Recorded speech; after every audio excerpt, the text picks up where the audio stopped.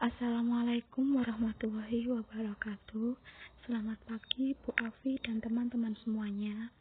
Di sini saya Eka Kurniawati, NPM 17 10 10 40 83, ingin mempresentasikan tentang perspektif mudharabah pada perbankan syariah dan sistem bunga pada perbankan konvensional. Dimulai dari pendahuluan, yaitu di dalam dunia perbankan, perkembangan semakin pesat dengan berbagai jenis produk dan sistem usaha telah menciptakan suatu sistem dan persaingan baru antar dunia perbankan maupun antar lembaga keuangan. Fenomena nyata ini mau tidak mau menuntut manajer keuangan bank untuk lebih antisipatif dalam menggerakkan investasi dunia perbankan yang tepat sasaran, memberikan keuntungan, inovasi, dan memudahkan dengan tidak keluar dari koridor bingkai syariah dunia perbankan. Perbankan konvensional telah melebarkan sayapnya dalam melayani nasabah, baik penghimpunan maupun penyaluran dana. Berbagai kontrak ditawarkan kepada para nasabah yang ingin berinvestasi di berbagai bidang, di mana mereka ikut serta dalam membangun kehidupan berbangsa dan bernegara. Hadirnya produk mudharabah dalam dunia perbankan syariah membuka pilihan baru bagi para nasabah yang ingin ikut serta mengembangkan produk perbankan syariah. Setelah 15 sebelumnya berperan serta dalam produk perbankan konvensional, sekaligus juga menambah produk perbankan, sehingga menjadikan para nasabah memiliki aneka ragam opsi dalam pemanfaatan produk perbankan. Mudharabah sebagai salah satu kontak bisnis Islam mempersilakan para nasabah memperluas sayap usaha dengan menjalani kontak yang sesuai akad Islam, baik itu dalam bidang penghimpunan dana maupun penyaluran dana. Penerapan mudharabah dalam perbankan syariah. Dalam berbagai literatur klasik, praktek mudharabah hanya dilakukan dalam bentuk dua pihak saja secara langsung, pemilik modal dan pelaksana kerja. Bentuk ini merupakan praktik yang dulunya dilakukan oleh para nabi, para sahabat, dan tabi'in terhadap akad mudharabah ini. Mudharabah yang seperti ini tidak efisien lagi dan kecil kemungkinannya untuk dapat diterapkan oleh bank karena beberapa hal. Yang pertama yaitu 1. Sistem kerja pada bank adalah investasi berkelompok, di mana mereka tidak saling mengenal. Jadi kecil kemungkinannya terjadi hubungan yang langsung dan personal. 2. Banyak investasi sekarang ini membutuhkan dana dalam jumlah besar, sehingga diperlukan puluhan bahkan ratusan ribu sahib mal untuk sama-sama menjadi penyandang dana untuk satu proyek tertentu. 3. Lemahnya disiplin terhadap ajaran Islam menyebabkan sulitnya bank memperoleh jaminan keamanan atas modal yang disalurkannya. Untuk mengatasi hal di atas, khususnya masalah pertama dan kedua, maka ulama kontemporer melakukan inovasi baru atas skema mudharabah, yakni mudharabah yang melibatkan tiga pihak. Tambahan satu pihak ini diperankan oleh bank syariah sebagai lembaga perantara yang mempertemukan shahib mal dengan mudharib. Jadi, terjadi evolusi dari konsep direct financing menjadi indirect financing. Dalam skema indirect financing, maka bank menerima dana dari sahib mal dalam bentuk dana pihak ketiga sebagai sumber dananya. Dana-dana ini dapat berbentuk tabungan atau simpanan deposito mudharabah dengan jangka waktu yang bervariasi. Selanjutnya, dana-dana yang sudah terkumpul ini disalurkan kembali oleh bank ke dalam bentuk pembiayaan yang menghasilkan. Perspektif bunga bank dalam perbankan konvensional dan prinsip bagi hasil atau profit sharing pada bank syariah. Bunga bank dapat diartikan sebagai balas jasa yang diberikan oleh bank yang berdasarkan prinsip konvensional kepada nasabah yang membeli atau menjual produknya. Bunga juga dapat diartikan sebagai harga yang harus dibayar kepada nasabah, dengan yang harus dibayar oleh nasabah kepada bank. Dalam kegiatan perbankan sehari-hari ada dua macam bunga yang diberikan kepada nasabahnya, yaitu yang pertama bunga simpanan, yaitu bunga yang diberikan sebagai rangsangan atau balas jasa bagi nasabah yang menyimpan uangnya di bank. Bunga simpanan merupakan harga yang harus dibayar bank kepada nasabahnya. Contohnya yaitu jasa. Dua yaitu bunga simpanan, yaitu bunga yang diberikan kepada para peminjam atau harga yang harus dibayar oleh nasabah pinjaman kepada bank. Contohnya itu yaitu bunga kredit.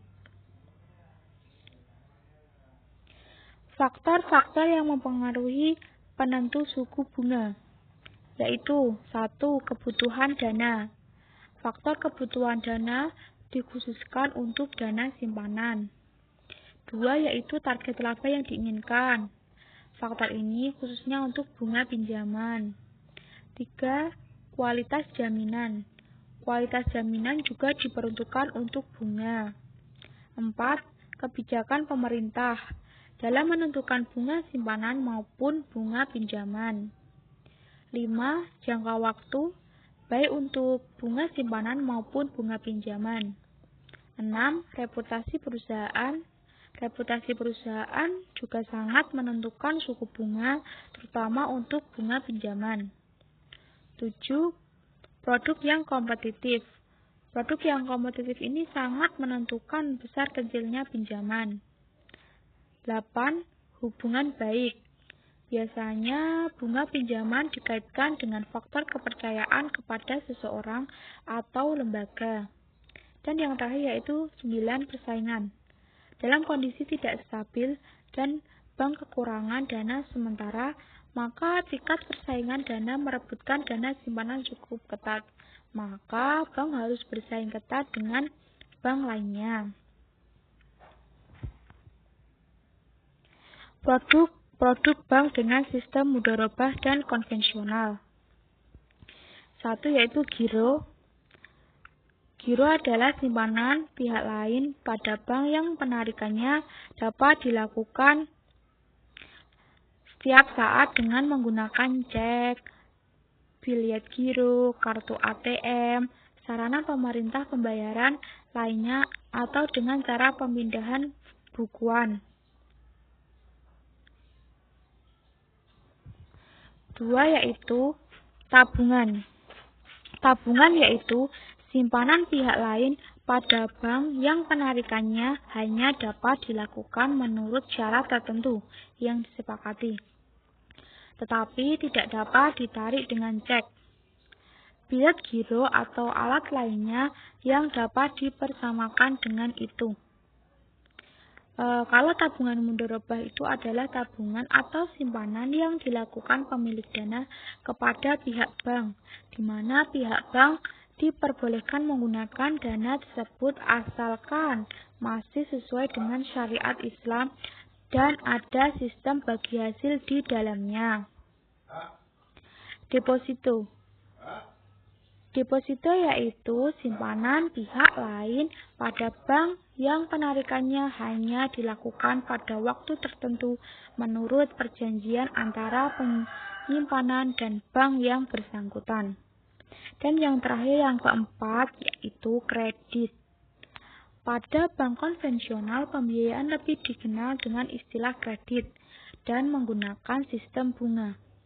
Kredit sendiri pun adalah meminjamkan uang atau tagihan yang dapat dipersamakan dengan itu berdasarkan persetujuan atau kesepakatan pinjam-meminjam antara bank dan pihak lain yang mewajibkan pihak peminjam untuk melunasi utangnya setelah jangka waktu tertentu dengan jumlah bunga, imbalan, atau pembagian hasil keuntungan.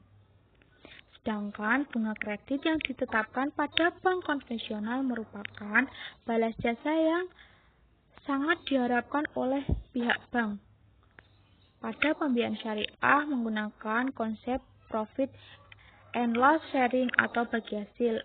Artinya, di mana besar keuntungan yang diperoleh masing-masing pihak bergantung pada perjanjian yang telah disepakati oleh kedua belah pihak. Begitu pula dengan apabila terjadi kerugian. Selain itu, berdasarkan fatwa DSN bahwa dalam pembiayaan pengelolaan tidak boleh menyalahi hukum syariat Islam dalam tindakannya dan berhubungan dengan mudharabah. Pertama yaitu giro. Dalam transaksi ini nasabah bertindak sebagai sahibul mal atau pemilik dana dan bank sebagai mudharib atau pengelola dana. Satu yaitu dalam kapasitasnya sebagai pengelola dana. 2. Modul harus dinyatakan dengan jumlahnya dalam bentuk tunai bukan piutang. 3. Pembagian keuntungan harus dinyatakan dalam bentuk nisbah dan dituangkan dalam akad pembukaan rekening. Dan poin-poin selanjutnya bisa dibaca sendiri oleh teman-teman. Sedangkan giro konvensional memiliki kriteria sebagai berikut. Giro dinilai sebesar kewajiban bank kepada pemegang giro. 2. Giro merupakan hutang jangka pendek bank kepada nasabah. 3. Memberlakukan bunga hingga 2% per tahun tergantung bank tempat rekening giro tersebut dibuat. Dan lain-lain. Yang kedua yaitu tabungan. Dalam transaksi ini, nasabah bertindak sebagai sahibul mal atau pemilik dana, dan bank sebagai mudharib atau pengelolaan dana. 1. Dana kapasitasnya sebagai pengelola dana. Bank dapat melakukan berbagai macam usaha dan pengembangan yang tidak bertentangan dengan prinsip syariah, termasuk mudharabah dengan pihak lain. 2. Modal harus dinyatakan dengan jumlah dalam bentuk tunai bukan piutang. 3. Pembagian keuntungan harus dinyatakan dalam bentuk nisbah dan dituangkan dalam akad pembukaan rekening, dan lain sebagainya. Sedangkan ketentuan tabungan pada bank konvensional menurut Bank Indonesia sesuai SK Dir Bank Indonesia nomor 22/63 Kepdir tanggal 01 Desember 1989 sebagai berikut. 1. Bank hanya dapat menyelenggarakan tabungan dalam bentuk rupiah. 2. Ketentuan mengenai penyelenggaraan tabungan ditetapkan oleh bank masing-masing. 3. Penarikan tabungan tidak dapat menggunakan cek, bilet giro, serta surat perintah bayar lainnya yang sejenis, dan lain sebagainya. Yang ketiga yaitu deposito. Adapun ketentuan umum deposito syariah menurut fatwa DSN nomor 03/DSN/MUI atau /4/2000 antara lain. 1. Dalam transaksi ini, nasabah bertindak sebagai pemilik dana dan bank sebagai pengelola dana. 2. Dalam kapasitasnya sebagai pengelola dana, bank dapat melakukan berbagai macam usaha dan mengembangkan yang tidak bertentangan dengan prinsip syariah, termasuk mudharabah dengan pihak lain. 3. Modal harus dinyatakan dengan jumlah yang bentuk tunai bukan piutang. Deposito konvensional memiliki kriteria sebagai berikut. 1. Deposito dinilai sebesar jumlah pokok deposito yang tercantum dalam perjanjian antara bank dan pemegang deposito berjangka. 2. Sertifikat deposito dinilai sebesar nilai nominal dikurangi saldo bunga dibayar di muka. Selisih antara jumlah tunai yang diterima dan nilai nominal atau diskonto dinilai sebagai bunga dibayar di muka dan diamortisasi selama jangka waktu sertifikat deposito. 3. Jatuh tempo deposito terdiri dari 1 bulan, 3 bulan, 6 bulan, 12 bulan, 18 bulan, dan 24 bulan. 4. Bank mengkategorikan deposito sebagai pinjaman jangka pendek dan jangka panjang. Menurut Fatwa DSN nomor 07/DSN MUI 4/2000 tentang pembiayaan mudharabah atau qirad, ketentuan pembiayaan sebagai berikut. 1. Pembiayaan mudharabah adalah pembiayaan yang disalurkan oleh lembaga keuangan syariah kepada pihak lain untuk usaha yang produktif. 2. Dalam pembiayaan ini, lembaga keuangan syariah sebagai sahibul mal atau pemilik dana membiayai 100% kebutuhan suatu proyek atau usaha, sedangkan pengusaha atau nasabah bertindak sebagai mudharib atau pengelola usaha. 3. Jangka waktu usaha, tata cara pengembalian dana, dan pembagian keuntungan ditentukan berdasarkan kesepakatan kedua belah pihak atau lembaga keuangan syariah dengan pengusaha, dan lain sebagainya. Nanti bisa dibaca sendiri oleh teman-teman semuanya yang sudah saya share di sini, dan juga sudah saya share PPT-nya di grup. Selanjutnya, sedangkan kredit atau pembiayaan menurut Taswan adalah sebagai berikut. Ada kesepakatan antara bank dengan calon debitur, baik volume, tingkat bunga, jangka waktu maupun agunan yang dituangkan dalam perjanjian kredit. 2.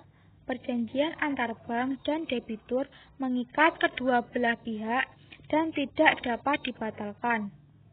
3.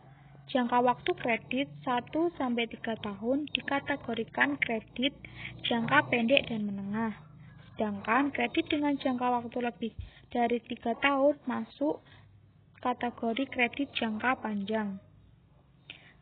Yang terakhir yaitu kesimpulan fatwa yang membedakan antara investasi dan kredit perbankan syariah dengan bank umum atau konvensional adalah terletak pada pembiayaan dan pemberi balas jasa, baik yang diterima oleh bank maupun investor. Jika dilihat pada bank umum, pembiayaan disebut ion, sementara di bank syariah disebut financing. Sedangkan balas jasa yang diberikan atau diterima pada bank umum berupa bunga, interest ion, atau deposit dalam persentase pasti. Sementara pada bank syariah dengan sistem yang hanya memberi dan menerima balas jasa berdasarkan perjanjian akad bagi hasil. Jazakumullah khairan, terima kasih atas presentasi dari saya. Mohon maaf kalau ada salah kata yang saya ucapkan selama presentasi tadi. Terima kasih atas perhatiannya. Mungkin ada masukan atau pertanyaan dari teman-teman semuanya. Wassalamualaikum warahmatullahi wabarakatuh.